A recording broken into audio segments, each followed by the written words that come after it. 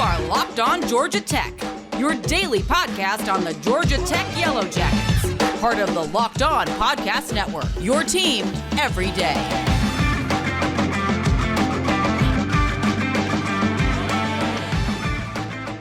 Happy Friday, everybody, and welcome to an episode of Locked On Georgia Tech. I'm your host, Bryce Kuhn. I want to let you know, thank you so much for making this your first listen each and every single day. You guys are killing it with the numbers, and it's been a busy 2 to 3 weeks of Georgia Tech athletics, and you guys have supported this podcast. Can't thank you enough. Before we jump to today's episode, I want to let you know today's episode is brought to you by NetSuite. NetSuite is the #1 cloud financial system to power your growth.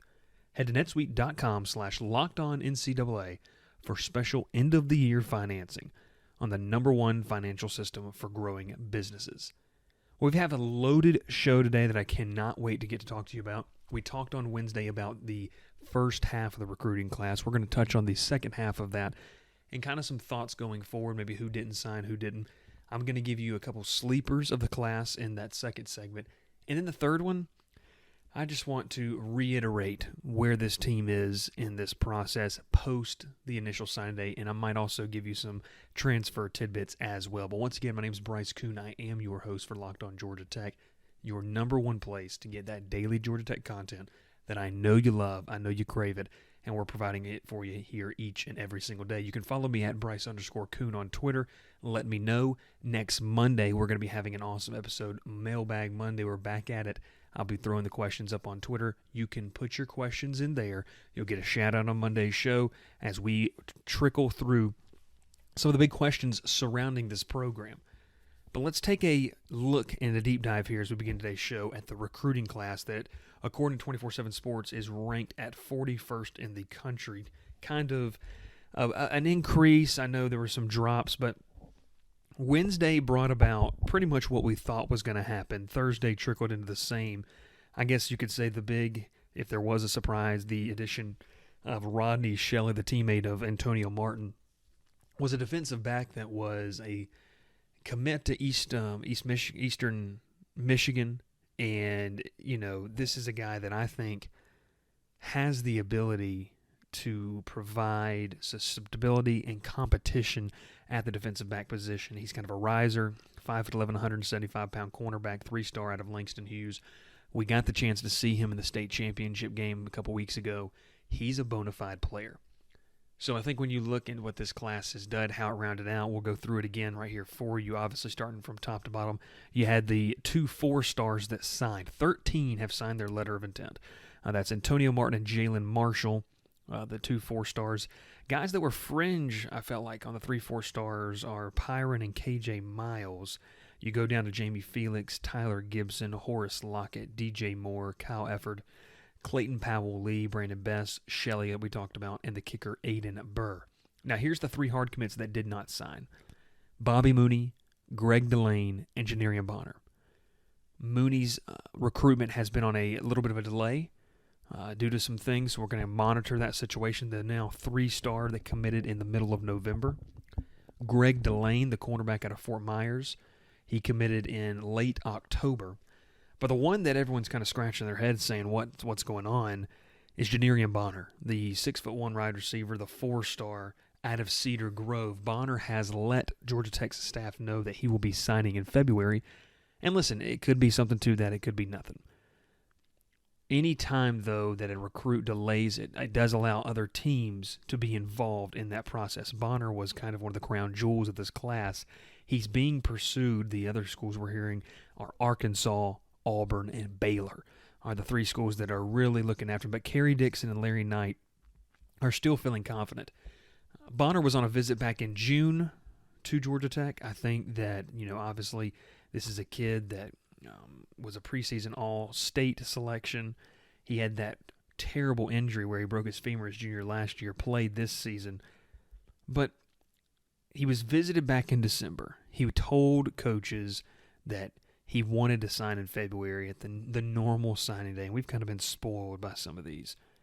But I think that it's interesting because the 19 commitments that they had, 10 of them were on the offensive side of the football. And if you want to improve under Chip Long, you've got to get some better athletes out there. We've talked about the wide receiver position, what they have. We're going to go a deep dive post-signing day, kind of towards the end of the Christmas holiday. We're going to get you some position-by-position previews and reviews. But Bonner is going to be a key piece going forward. How does he fare? What happens? Teams are now going to have another shot at him, which anytime that happens, it's something big. And it's funny, guys, as we're doing this podcast, I've got some breaking news to you that I'm going to talk about here that I was thinking was going to happen. I put in a crystal ball for it, and it did happen. So I'm going to talk about that in the second segment with that transfer portal talk. But this is something for me. This class is a talented one. What's going to really matter to me is how they develop it. I think there's some key pieces in this class. I think that guys like Bonner, if he can stay on board with this team, that's a win.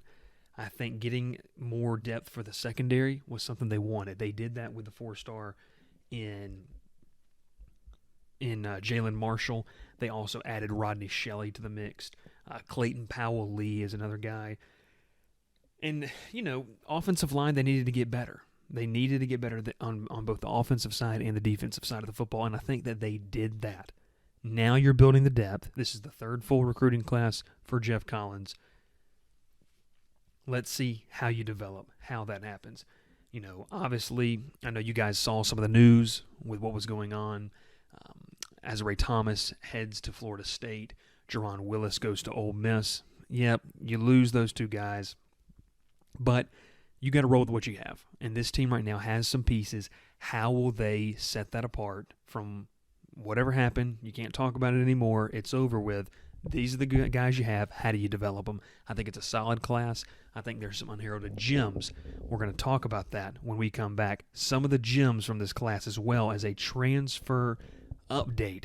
Because I want to talk about some of the gems of the class, and I want to talk about the tight end that we got and a offensive lineman that has just made it on to Atlanta's finest 404 campus when we come back. This is it. The putt to win the tournament.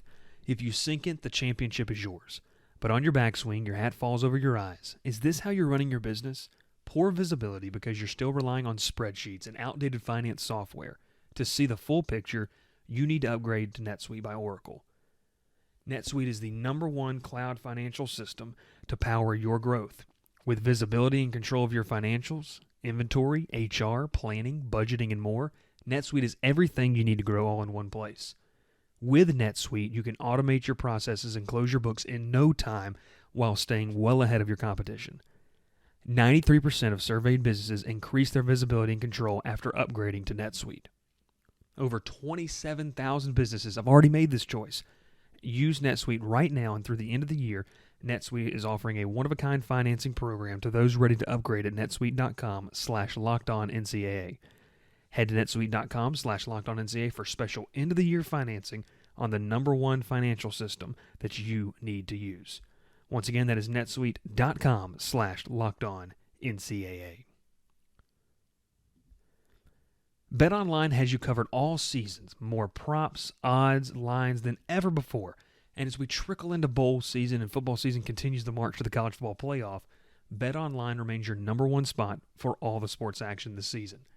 Head to their new updated desktop or mobile website to sign up today and receive your 50% welcome bonus on your first deposit. Just use the promo code LOCKEDON to receive your bonus. Once again, that is a 50% welcome bonus on your first deposit. From basketball, football, NHL, boxing, and UFC, right to your favorite Vegas casino games, don't wait to take advantage of all the amazing offers available for the 2021 season. BetOnline is the fastest and easiest way to bet on all your favorite sports. BetOnline, where the game starts. Back here on Locked On Georgia Tech, and I'm just going to go ahead and give you the news right now. If you are a listener of the show, then you know this was something that I said needed to happen for Georgia Tech, and it has. Paul Tuccio has announced his transfer destination. It is indeed Georgia Tech. The offensive lineman from Milton High School, the former Clemson Tiger, has made it. And folks, this is huge, both in stature and for what Georgia Tech needed. This is a position of need. This is a guy that you can plug in and can play right away. Georgia Tech has found a solid option. There's still another one out there in Pierce Quick, but this was the big one and one of the big ones that they needed. They're 1 of 1 right now. I want to see him go 2 for 2. So Paul Tuccio making the trip over was a big one as well. He announces it here on Friday, but on Wednesday, Luke Benson, the tight end out of Doylestown, Pennsylvania, the former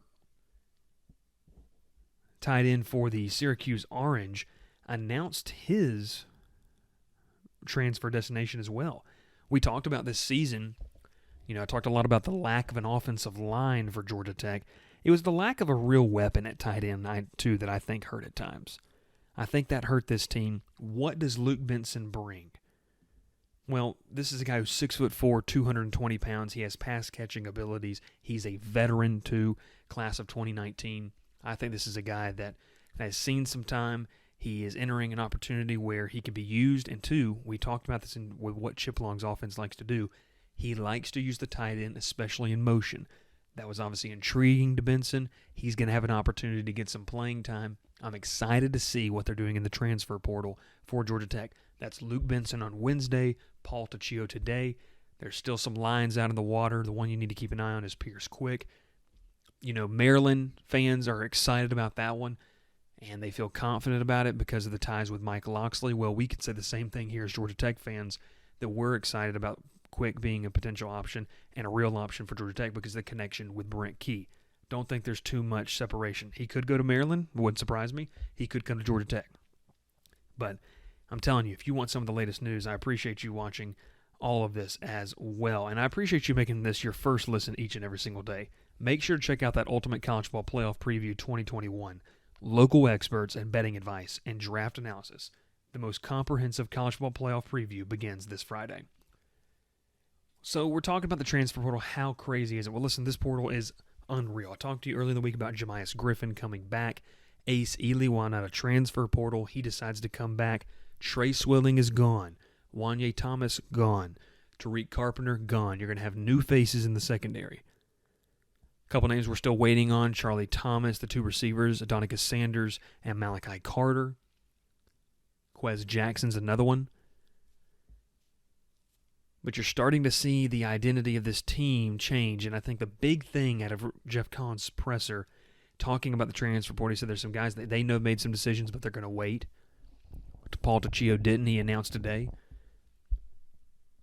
This transfer portal is absolutely nuts right now, you're seeing. Chaden Peary entered the transfer portal. That makes me think, and if you're asking me about it, which a lot of you have, to me that would understand that there's a handshake agreement somewhere with someone that another quarterback's coming on the roster. Don't know the status of Trad Beatty or Beatty, however he pronounces his name. But outside of Beatty or Beatty, we're going with Trad Beatty. If Beatty's not available, then your 2 quarterbacks on the roster are a true freshman in Zach Pyron and Jeff Sims. Yates is in the portal. He's got 2 offers from FCS and an FBS program in UMass. Peary has entered the portal. So that would mean somewhere there's got to be somebody that Peary knew he wasn't going to have a good shot at playing, which probably tells me there's somebody else in the works to come to Atlanta. Not sure who that is. We know that, the Gibson kid from Akron was on campus, didn't leave with an offer, were understood, or didn't publicize it at least. There's been a lot of hot talk around Harrison Bailey. I know there's some frustration on the Bailey side of things about wanting a starting job. But I think this is interesting to see how the transfer portal works and how Georgia Tech manages it. They've got a lot of opportunity with this. If they can develop that talent, I think it goes a long, long way with the talent that's already there that'll be developed under a different coaching staff that they have. I think the additions were fantastic. I'm going to get into a little bit of the expectations of what I think and kind of where I think that you should see. You can fan how you want to, but we're going to talk about it here in a second. But the transfer portal, Georgia Tech's used it well. They've, obviously teams are getting bitten, but who isn't at this point? I mean, Auburn almost lost their quarterback and their running back. They just lost their quarterback. Tank Bigsby's decided to stay. But Luke Benson out of Pennsylvania, the former Syracuse tight end, and Paul Tuccio, I'm telling you guys, that is a really, really, really good option. And it's a really good situation to be sitting in if you are Georgia Tech. You want to use the transfer portal not to build your team, but to add necessary components. Right now, that necessary component's along the offensive front. And Paul Tuccio was the first stepping stone in doing that. They did that. I think that's a good thing. And I think that Georgia Tech is able now, if they could round up Pierce quick, man, with the guys coming in, the guys being development, those two guys alongside Jordan Williams, Mikey Minihan, I'm telling you, it could be very, very fun to watch. This offensive line has the potential to be very good, but can they do it? That's up to development. That's the coaching that you all talk about. When we come back, I'm going to talk about the coaching, kind of how I see this going, and why I think you should have a longer leash on the current regime when we come back. This holiday season, grab the protein bar that tastes like a candy bar, or even better than a candy bar, Built Bar. Filled with so much holiday goodness, rich with decadent flavor, and covered in chocolate, but it's amazingly low in calories, sugars, net carbs, and fat, and high in protein. You get the best of both worlds with Built Bar. Delicious and healthy. So many flavors you'll have a hard time choosing. Raspberry or mint brownie, cherry or double chocolate, cookies and cream or peanut butter brownie. Built Bar gives you that extra fuel you need to bust down those mall doors and battle all the holiday shoppers. Or if you're just standing in the endless lines, Built Bar can give you that extra something to keep you going throughout the day. So throw it in your pocket, in your purse, because you'll never know when you're going to need it. Because it's the season of peace and love, and don't bring up your favorite Built Bar flavor at the family parties. People are so passionate about their favorite flavor, they'll fight you for it, and things can get out of hand. You want to cozy up with something warm? Here's a holiday secret. Dip your Built Bar into a piping hot cup of hot chocolate. Let it melt a little and give your beverage a bit of that Built Bar flavor. Plus, you'll have a nice melty Built Bar to go with it. Be sure to have a couple napkins on hand as well. So here's the offer you need to be with today. Go to Built.com, use promo code LOCKED15, and get 15% off your first order. Once again, use promo code LOCKED15 for 15% off your order at Built.com. Back here on Locked On Georgia Tech, Bryce Kuhn, we appreciate you making the first listen each and every single day. Hope you're having a fantastic Friday.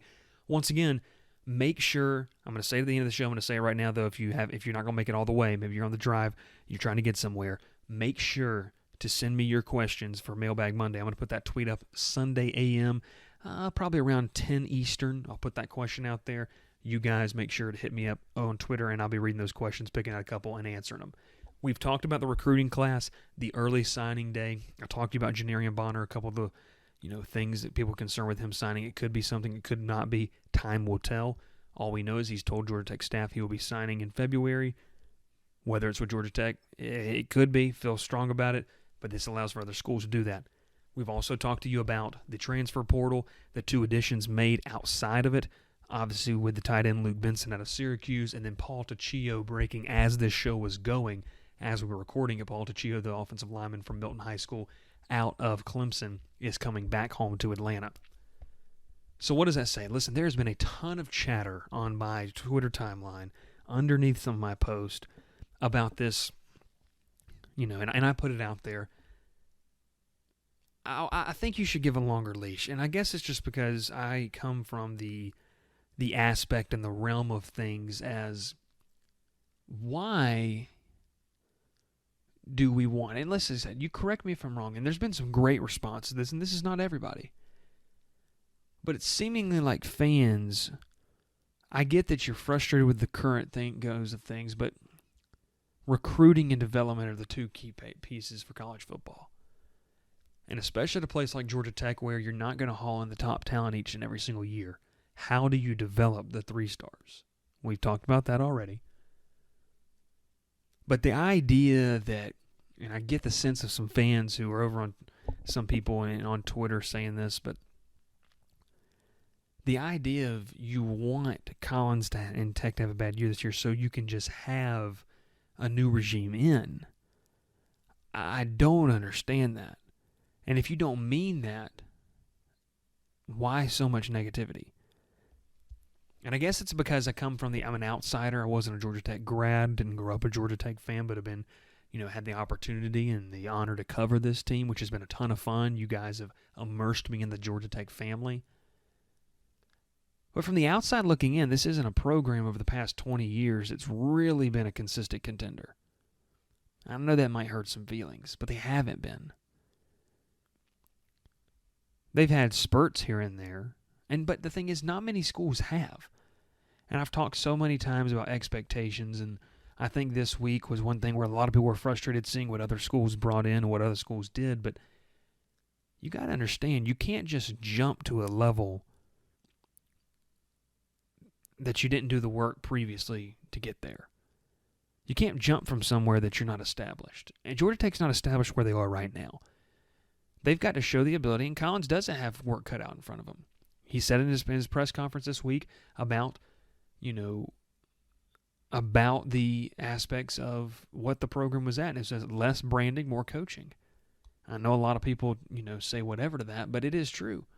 Collins has branded the program well. He's brought in some higher talent better talent that's been here in recent years.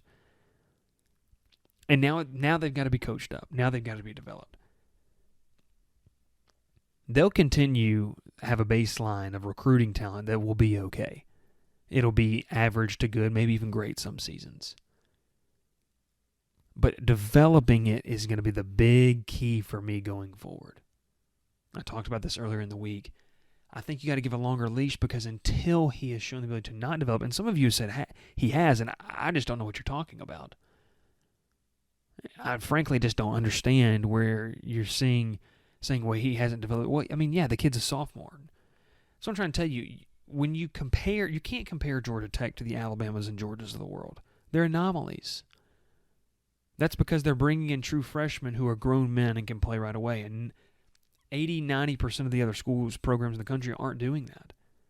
So we need to be more realistic about it. It does take time. Jordan Williams, the tackle for Georgia Tech that all of you guys know, it's rare what he was able to do. He's been a special talent. He's learning on the fly. It doesn't mean he's without his flaws. Now, we can have a conversation all day about playing young guys with higher upside over veterans with a higher floor. Maybe not high of a ceiling.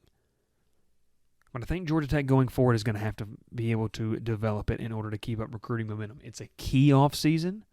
It's a key year. This is going to be a big sign if Collins stays in Atlanta. But I think they made the right hires.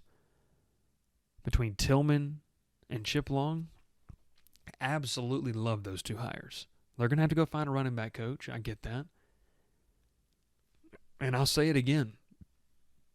It's not that Tashard Choice didn't mean a lot to this program, but the fact that Antonio Martin stayed, Jemias Griffin came back, and Jamie Felix committed all without a running back coach should tell you that it's bigger than just that. It should tell you that. It's bigger than just those couple things. Georgia Tech has some work cut out in front of them, but give a little bit of longer of a leash. If they win 3 games this upcoming year, sounds good. Let's, get the papers out and somewhere to sign where, you buy out the contract. But this is the key year. And it may not be 6 wins. It might be 5 and 7. And you got to decide if you're okay with that. I know saying that's a dangerous thing because a lot of you aren't okay with it. While I understand it might not be the biggest rebuild ever, this past recruiting class and this transfer portal has shown you, the first 2 segments of this show, what we went over, has shown you there is still intrigue in the Georgia Tech program. And it's not as bad as the fans think. It's never as bad. It's probably never as bad as you think it is. It's probably never as good as you think it is. You have to stay even-keeled. I encourage you to do that as we go through this journey of this 4th season. Steps need to be taken, of course. Adjustments need to be made, yep. Changes had to happen, no doubt about it. But staying the course and giving the guy the benefit of the doubt, who's done this his entire life, that's the course I'm rolling with until proven otherwise. I approach everything like that. Until you show me that you can't do it, then you're going to have the opportunity. I know money's tied to it, and I get that. And a lot of people are saying, well, you can't do it. Well, I just don't think you got to give the guy a fair shake in today's college football game, and a lot of guys don't get that. They really don't. Listen, I appreciate you tuning into our show. I love doing this with you guys. Hope you've had a fantastic week. We're getting closer and closer to Christmas. A couple things before I let you go here today. We've had an action-packed show, end of signing, early signing day, transfer portal, Paul Tuccio breaking news here on the podcast that he is joining Georgia Tech, and then kind of just my thoughts about, the leash that should be on Geoff Collins. I appreciate once again, and I appreciate you making Georgia Tech, Locked On Georgia Tech that is, your first listen each and every single day. Now, make your second listen Locked On Bets, your daily one-stop shop for all your gambling needs. Locked On Bets, hosted by your boy Q, with expert analysis and insight from Lee Sterling. It's free and available on all platforms. Once again, guys, hope you've had a fantastic week. I've had a blast doing these shows with you. Let's keep it up, and don't forget, on Sunday morning, 10 a.m. Eastern, I'll be putting a tweet out. You can follow me at Bryce_Coon. We'll be getting ready for Mailbag Monday. Send in your questions. I'll pick a couple, and that will be our opening segment of the show on Monday. We will see you then. Have a safe weekend, and hope your Christmas parties are fun as well. Once again, Locked On Georgia Tech, this is Bryce Coon. We're out.